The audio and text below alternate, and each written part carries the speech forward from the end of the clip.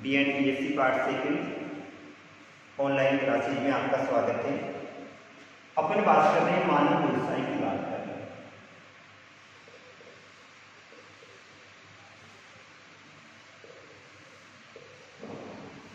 मानव व्यवसाय में अपन ने प्राथमिक व्यवसाय का अध्ययन कर लिया था। आज अपन अध्ययन करेंगे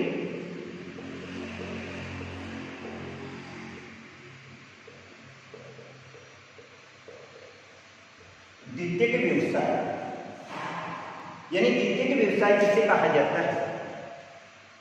तो प्राथमिक व्यवसाय से प्राप्त कच्चे माल को मनुष्य अपनी बुद्धि के द्वारा, शारीरिक श्रम के द्वारा या यांत्रिक शक्ति के द्वारा विशिष्ट गुण या आकार वाली वस्तु में परिवर्तित करता है, तो उसे क्या कहा जाता है, द्वितीय व्यवसाय कहा जाता है। यानी प्राथमिक व्यवसाय से प्राप्त कच्चे माल को मनुष्य अपनी बुद्धि के द्वारा, शारीरिक श्रम के द्वारा या यांत्रिक शक्ति के द्वारा विशिष्ट गुण या आकार वाली वस्तु में परिवर्तित करता है, तो इसे क्या कहा जाता है, द्वितीयक व्यवसाय कहा जाता है। जैसे अपन ने अध्ययन किया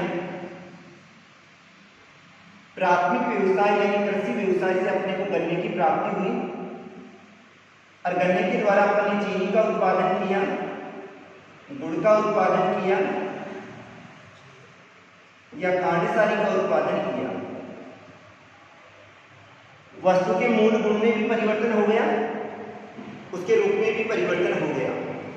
तो प्राथमिक व्यवसाय से प्राप्त कच्चे माल को मनुष्य अपनी बुद्धि के द्वारा, शारीरिक श्रम के द्वारा या यांत्रिक शक्ति के द्वारा विशिष्ट गुण या आकार वाली वस्तु में परिवर्तित करता है, तो इसे क्या कहा जाता है, द्वितीय व्यवसाय कहा जाता है। अब द्वितीय व्यवसाय में अपन किस किस को सम्मिलित करते हैं, तो द्वितीय व्यवसाय में अपन विनिर्माण को लेते हैं,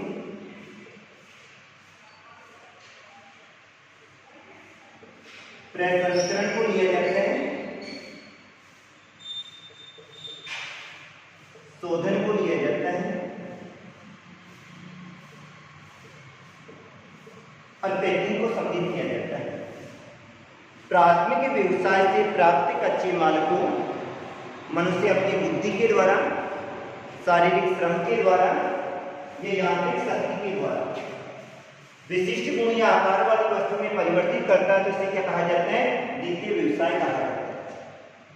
सबसे पहले बात करते हैं अपन विनिर्माण। वस्तु के पुनः निर्माण करने की क्रिया को क्या कहा जाता है, विनिर्माण कहा जाता है। विनिर्माण का तात्पर्य होता है वस्तु का पुनः निर्माण करना। वही परिभाषा आ जाएगी। प्राथमिक व्यवसाय से अपने को कोई भी कच्चा माल प्राप्त हो रहा है, मनुष्य उसके रूप या गुण में परिवर्तन करके और नई वस्तु का निर्माण करता है, तो इसे क्या कहा जाता है, विनिर्माण कहा जाता है।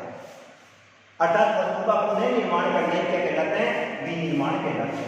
इसमें जैसे अपन उद्योगों को लेते हैं और उद्योगों में जो भी प्रयुक्त कच्चा माल होता है, जैसे कपास ली है, कपास से अपन ने धागे का निर्माण किया और धागे के द्वारा अपन ने किसका निर्माण किया, कपड़े का निर्माण किया। कपास किसके द्वारा उत्पादित हुआ था, प्राथमिक व्यवसाय के द्वारा, और कपड़े का उत्पादन कौन से व्यवसाय में हुआ था, द्वितीयक व्यवसाय में हुआ। तो प्राथमिक व्यवसाय से अपने को जो भी कच्चा माल प्राप्त होगा, मनुष्य अपनी बुद्धि के द्वारा या शारीरिक श्रम के द्वारा या मशीनों के द्वारा उसके रूप या गुण में परिवर्तन कर देता है, कपड़े का निर्माण कर देता है, तो इसको क्या कहा जाता है, विनिर्माण कहा जाता है। किसी भी देश के औद्योगिक विकास या विकास की जो नींव होती है, वो किस पे टिकी होती है, विनिर्माण पे टिकी हुई होती है, क्योंकि इसमें वस्तु का क्या किया जाता है, पुनः निर्माण किया जाता है। इसके बाद में आता है प्रसंस्करण। प्रसंस्करण का मतलब होता है खाद्य पदार्थों को लंबे समय तक सुरक्षित रखने हेतु या तो उनको सुखाया जाता है, या तेल या सिरके का प्रयोग किया जाता है, या फिर नमक का प्रयोग किया जाता है, ताकि लंबे समय तक उनको सुरक्षित रखा जा सके, तो इसे क्या कहा जाता है, प्रसंस्करण कहा जाता है। खाद्य पदार्थों को लंबे समय तक सुरक्षित रखने की एक विधि है, जिसमें खाद्य पदार्थों को या तो सुखाया जाता है या संधान किया जाता है, या तेल या सिरके या चीनी का प्रयोग करते हुए उन्हें लंबे समय तक सुरक्षित रखा जाता है, तो इसे क्या कहा जाता है? प्रसंस्करण कहा जाता है। शोधन यानी पदार्थों को शुद्ध किया जाता है। कोई भी पदार्थ जैसे खान से पदार्थ निकालते हैं या खनिज निकालते हैं, और खनिज को निकालने के बाद में उसमें अनेक अशुद्धियां होती है, या तो उसमें अशुद्धियां पाई जाती है या फिर बाद में अनेक खनिज पदार्थ एक ही साथ पाए जाते हैं। अतः इन्हें क्या किया जाता है? शुद्ध किया जाता है। और शुद्ध करने की इस क्रिया को क्या कहा जाता है? शोधन कहा जाता है। इसके बाद में जैसे पैकिंग आता है, अब विनिर्मित वस्तु होती है उसको एक स्थान से दूसरे स्थान पर भेजा जाता है, और एक स्थान से दूसरे स्थान पर भेजते हैं तो विशेष प्रकार की विधियों को काम में लिया जाता है। अगर विशेष प्रकार की विधियों को काम में नहीं लिया जाता है तो फिर बाद में वस्तु क्या हो जाती है? नष्ट हो जाती है। जैसे कुछ पदार्थों की अपन पैकिंग देखते हैं और उनमें एयर हवा भरी जाती है, और हवा भरने के कारण से वो टूटती नहीं है। जैसे चिप्स आती है, कुरकुरे आते हैं, इनमें क्या भरी जाती है? एयर भरी जाती है, और एयर भरी जाने के कारण से वो टूटती नहीं है। अतः अपन किस को लेते हैं? विनिर्माण को लिया जाता है, प्रसंस्करण को लिया जाता है, शोधन को लिया जाता है, और किसको लिया जाता है? पैकिंग को लिया जाता है। इसके बाद में अपन बात करते हैं तरकीब व्यवसाय।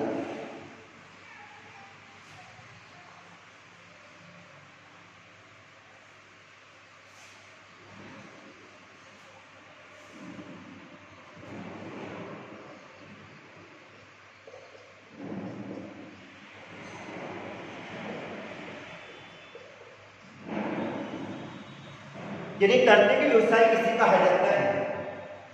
तो प्राथमिक व्यवसाय से प्राप्त उत्पादों को एक स्थान से दूसरे स्थान पर भेजना, उनका क्रय विक्रय करना, उनका प्रचार प्रसार करना या सेवाएं प्रदान करना क्या कहलाता है? तरते व्यवसाय कहलाता है। प्राथमिक व्यवसाय से प्राप्त उत्पादों को एक स्थान से दूसरे स्थान पर भेजना क्या हो गया? परिवहन हो गया। उनका क्रय विक्रय करना क्या हो गया? व्यापार हो गया। उनका प्रचार प्रसार करना क्या हो गया? संचार हो गया। और इसके साथ में क्या सम्मिलित की जाती है? सेवाएं सम्मिलित की जाती है। तो तरते व्यवसाय में परिवहन को लिया जाता है, व्यापार को लेते हैं, संचार को लेते हैं, सेवाओं को लिया जाता है। परिभाषा के तौर पर क्या कहेंगे? प्राथमिक तथा द्वितीय व्यवसाय से प्राप्त उत्पादों को एक स्थान से दूसरे स्थान पर भेजना, उनका क्रय विक्रय करना, उनका प्रचार प्रसार करना और सेवाओं को सम्मिलित किया जाता है। तो इसे क्या कहा जाता है? तरते व्यवसाय कहा जाता है। सबसे पहले बात करें अपन परिवहन, यानी परिवहन किसे कहा जाता है?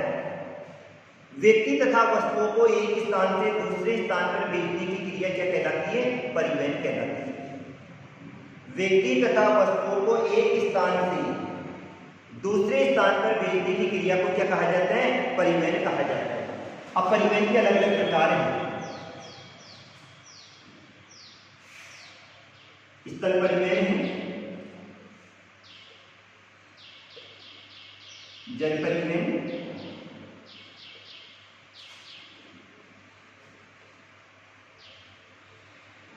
वायु परिवहन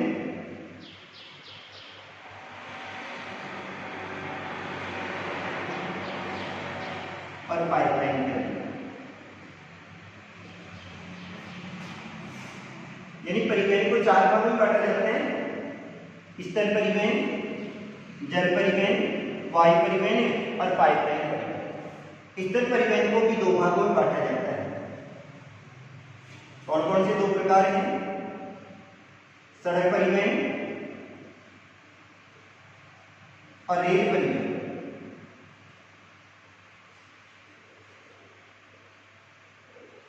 यानी परिवहन किसे कहा जाता है? व्यक्ति तथा वस्तुओं को एक स्थान से दूसरे स्थान पर ले जाने की क्रिया परिवहन कहलाती है। किसी भी देश के आर्थिक विकास में परिवहन के साधनों का महत्वपूर्ण योगदान होता है।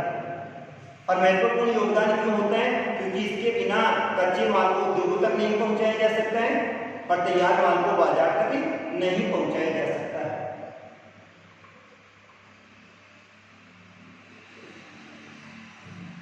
अतः किसी भी देश का अगर आर्थिक विकास होगा तो वो आर्थिक विकास किसके द्वारा होगा? परिवहन के साधनों के द्वारा ही होगा।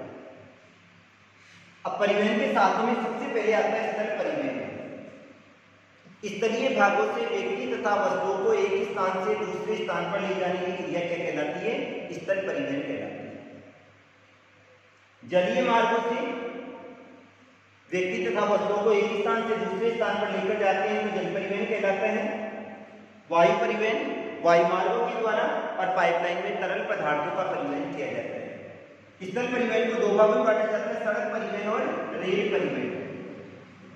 अब परिवहन के साधनों की बात करें तो छोटी दूरी हेतु परिवहन का सबसे सुगम साधन कौन सा है? सड़क परिवहन। छोटी दूरी हेतु परिवहन का सबसे सुगम साधन कौन सा है? सड़क परिवहन है। लंबी दूरी हेतु परिवहन का सबसे सुगम साधन कौन सा है? रेल परिवहन है। भारी वस्तुओं के लिए परिवहन का सबसे सुगम साधन कौन सा है? जल परिवहन है, जो कि सबसे सस्ता पड़ता है। सबसे सस्ता क्यों पड़ता है? क्योंकि इसमें किसी भी प्रकार के मार्ग का निर्माण नहीं करना पड़ता है। अगर वस्तु हल्की है, जल्दी नष्ट होने वाली है, नाशवान है, अत्यंत महंगी है और उसके लिए समय की महत्ता अधिक है, तो फिर कौन सा होगा? वायु परिवहन। वस्तु हल्की भी होनी चाहिए, अत्यंत नाशवान भी होनी चाहिए, या फिर बाद में महंगी होनी चाहिए, या वजन में हल्की होनी चाहिए, और समय का महत्व अधिक होगा तो कौन सा होगा? वायु परिवहन। प्राकृतिक आपदा के समय और देश की रक्षा के लिए परिवहन का जो सुगम तथा सबसे सस्ता साधन है वो कौन सा है? वायु परिवहन। क्योंकि जब परिवहन के प्राकृतिक आपदा के समय परिवहन के सभी साधन पूर्ण हो जाते हैं, उस समय अपने को सेवाएं कौन प्रदान करता है? वायु परिवहन सेवाएं प्रदान करता है। और इसके बाद में आता है पाइपलाइन परिवहन। तरल पदार्थों को एक स्थान से दूसरे स्थान पर किसके द्वारा भेजा जाता है? पाइपलाइन के। जैसे दूध हुआ, जल हुआ, पेट्रोल हुआ, गैस हुई, या तरल लोहे को भी एक स्थान से दूसरे स्थान पर भेजा जाता है। छोटी दूरी हेतु तो कौन सा हो गया? सड़क परिवहन। लंबी दूरी हेतु रेल परिवहन। बार वस्तुओं के लिए जल परिवहन। समय की महत्ता के लिए वायु परिवहन, और तरल पदार्थों के लिए कौन सा हो गया? पाइपलाइन परिवहन। आज जितने भी जल परिवहन जो होता है वो पतन के द्वारा होता है, और जो पतन होते हैं उनको अंतरराष्ट्रीय व्यापार के प्रवेश द्वार भी कहा जाता है, क्योंकि इन्हीं के द्वारा माल एक स्थान से दूसरे स्थान पर जाता है। इसके बाद में आता है व्यापार।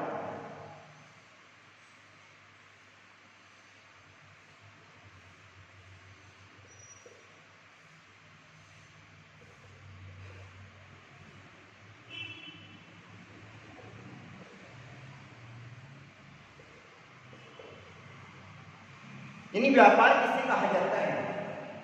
तो वस्तुओं के क्रय विक्रय को क्या कहा जाता है? व्यापार कहा जाता है। वस्तुओं के क्रय विक्रय, खरीदना और बेचना क्या कहलाता है? व्यापार कहलाता है। और व्यापार के द्वारा ही किसी देश की आर्थिक उन्नति होती है। इसको दो भागों में बांटा जाता है। एक थोक व्यापार होता है, दूसरा फुटकर व्यापार होता है। थोक व्यापारी क्या होता है? जहां से वस्तु निर्मित होती है वहां से माल को खरीदता है, या फिर बाद में ऑर्डर देके वस्तु का क्या करवाता है? उत्पादन करवाता है, और फिर बाद में उसी वस्तु को किसको पहुंचाता है? फुटकर व्यापारी। और फुटकर व्यापारी जो होता है वो अपने माल को सीधे कहां पहुंचाता है? उपभोक्ता तक पहुंचाता है। तो थोक व्यापारी का क्या होता है? फुटकर व्यापार के निश्चित प्रतिष्ठान होते हैं। थोक व्यापारी इन फुटकर व्यापारियों को सामान उपलब्ध करवाते हैं। तो वस्तुओं के क्रय विक्रय को क्या कहा जाता है? व्यापार कहा जाता है, जिसके दो प्रकार हैं, एक थोक व्यापार है और दूसरा कौन सा है? फुटकर व्यापार है। इसके बाद में आता संचार है। यानी संचार किसे कहा जाता है? तो संदेशों, सूचनाओं और विचारों के संप्रेषण या आदान प्रदान को क्या कहा जाता है? संचार कहा जाता है। संदेशों, सूचनाओं और विचारों के संप्रेषण या आदान प्रदान को क्या कहा जाता है? संचार कहा जाता है। अब संचार के साधनों का अध्ययन करें तो वर्तमान में संचार के साधनों के द्वारा दूरी, समय और लागत यानी भौगोलिक दूरियां सिमट जाती है। दूरी में भी बचत हो जाती है, लागत में भी बचत हो जाती है और समय भी बच जाता है। संपूर्ण विश्व को एक समाहित सूत्र में बांधे रखता है। और नवीनतम वर्तमान का अध्ययन करें तो इंटरनेट और मोबाइल दोनों के दोनों संचार के सबसे तीव्रतम साधन हैं, जिनके द्वारा किसी भी स्थान से दूसरे स्थान पर संदेशों या सूचनाओं को आसानी से पहुंचाया जा सकता है। तो संदेशों, सूचनाओं और विचारों के संप्रेषण या आदान प्रदान को क्या कहा जाता है? संचार कहा जाता है। प्राचीन काल का अध्ययन करें तो संचार के जो साधन थे वो डाक की तार सेवा थी। वर्तमान में मोबाइल हुआ, इंटरनेट हुआ, उपग्रह प्रणाली हुई, साइबर स्पेस हुआ, इन सबको किसमें लिया जाता है? नवीनतम साधन में लिया जाता है। इसके बाद में आती है सेवाएं। इसमें किसी भी प्रकार की वस्तु का उत्पादन नहीं होता। सेवा सेक्टर को तरते व्यवसाय में लिया जाता है, लेकिन इसमें किसी भी प्रकार की वस्तु का उत्पादन नहीं होता है, बल्कि थोड़े बहुत मूल्य के बदले क्या प्रदान की जाती है? सेवाएं प्रदान की जाती है। थोड़े बहुत मूल्य के बदले मतलब यानी इसमें कुछ विशिष्ट ज्ञानवर्धक लोग होते हैं, वे थोड़ा सा शुल्क लेते हैं।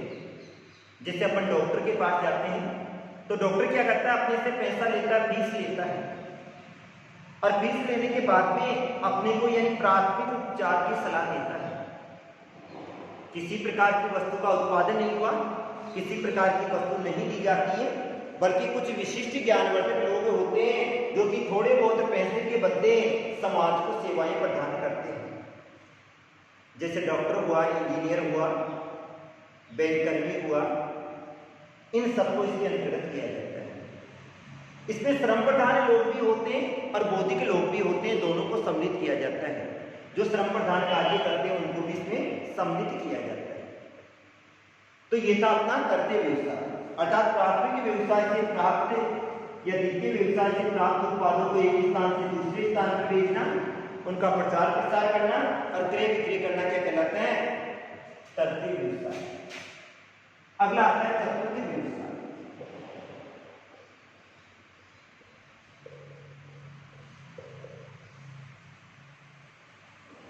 इसमें किसको लिया जाता है?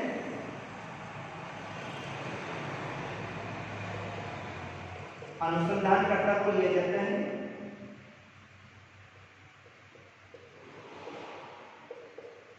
वैज्ञानिक को लिया जाता है,